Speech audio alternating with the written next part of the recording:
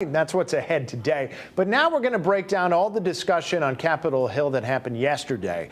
FBI Director James Comey answered a lot of questions regarding Russia and the Trump campaign connections and other things as well. So here to break down some of the key points and takeaways, we've got Lew Nescott Jr. back with us. He is our national security analyst. Good to see you again, Lew. All right. Thanks for having me. Yeah. Again, yeah. There's a lot to talk about. There's a lot to talk about. All right. Let us start with the investigation into any potential, whether there's potential collusion between the Trump campaign and Russia. Comey did admit there's an investigation. That's as far as he's gone. What do we take from that? Well, it's an investigation. Yeah. It's not a pronouncement of guilt. That's huge. And I can tell you for a fact that the FBI would routinely investigate, from a counterintelligence point of view, any kind of possible relationship between a high-profile American business person or political leader and a foreign power, in this case, Russia. Yeah. So it's not a surprise. Not a surprise, right? That's their job. There's not. I mean, it's no. You're in the news business, but is it really news? Well, yeah, it is, but it is. Well, hey, that's what the I in FBI is for.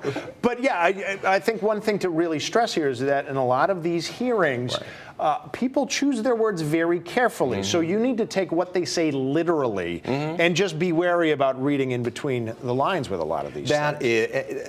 And again, that's one of the things I think that people need to focus on. What I find more intriguing is the fact that they are in the FBI is in the early stages of the investigation. Even though it's been going on since July. This is still So what does that tell you? I mean, to me, the second and third level question is, how long is this going to go on? Yeah. I mean, on and on. Could it run all the way up to from a political point of view, the congressional elections in 2018? Possibly. The other thing to stress here, A, take what they say literally. B, where we are now is not necessarily where we're going to be a month from now, a year from now. You had Sean Spicer say, hey, they came out and said there is no evidence right now of collusion between Russia and the Trump campaign, even though the FBI is saying that Russia absolutely wanted to influence the election. So what do we take from that? Well, Sean Spicer's right. Yeah. There was no collusion. But pay attention to the language here. Yes. When former Director of National Intelligence Clapper and senior intelligence officials appointed by President Obama left on 20 January at high noon and turned out the lights and left the room, they were telling you, in fact, the truth, that we cannot draw any conclusions at this point in time. There's no collusion from what we've seen where we can make a statement that there was collusion. Yeah. That doesn't rule out potential investigations, such as the one we have now. And you're thinking it could go on well into 2018 for all we know. Right. All right, so what should President Trump do as far as a response with this? That's a great question. Yeah. I mean, I would think he'd want to remain faithful to his base. So here's the ultimate question.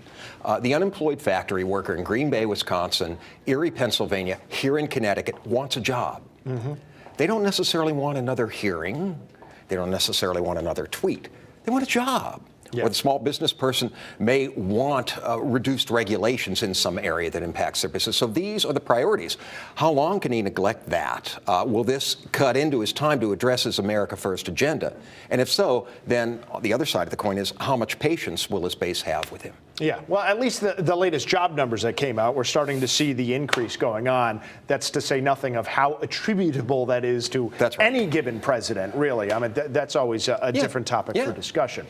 All right, on to the allegations President Trump made that President Obama ordered a wiretap on him. We're seeing a lot of, again, very specific answers. What is a wiretap? What is not? Is it President Obama? What is the takeaway there? Think Best Buy or one of the competitor stores. Anything you buy electronically that is surveyed, that is tapped into. I think the president's tweet was wires tapped. Yes. Where I live at Trump Tower. So imagine if you went home and you found out or suspected that your PC was tapped, your cell phone was tapped, there was static on the line, even if you still have a landline, that's tapped. You found a device or somebody to step forward and said, yes, I've been surveying your house electronically.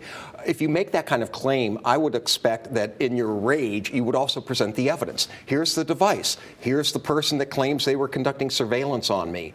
And we didn't have that in this case. We had a serious charge made by the sitting president against his predecessor that he was somehow involved in electronic surveillance of his home. Yeah. His personal home, Trump Tower, right? Yes. I mean, that's a serious charge. And yet I guess, regardless of your political point of view, where's the evidence? Right. Well, that's something he would really need to come out with, because even if he could prove that Trump Tower was tapped, right. Well, in a very general sense, wiretaps happen for a reason. So that does not reflect necessarily very well on Mr. Trump. That's another set of hearings that you're talking about now. Yes. Tim, you know that, right? I mean, hearing upon hearing on air. And I have the feeling there's going to be a lot of hearings about this going one way or another. Okay. Real quick, what should we watch for next? I would just simply continue to watch the hearings. I think Comey is trying to position himself in the FBI to be beyond reproach politically. We saw that with the Clinton campaign when they said they would investigate the Clinton campaign emails that surfaced a week or two before the election. I think his approach is really the focus on preserving the integrity of the Bureau. So my eyes would be on Comey, first and foremost. All eyes on Comey. He That's might right. have more speaking he needs to do. All right, Mr. Nescott, Good to see you, sir. And Always we good will to be have here. you back again soon. Thank you, sir.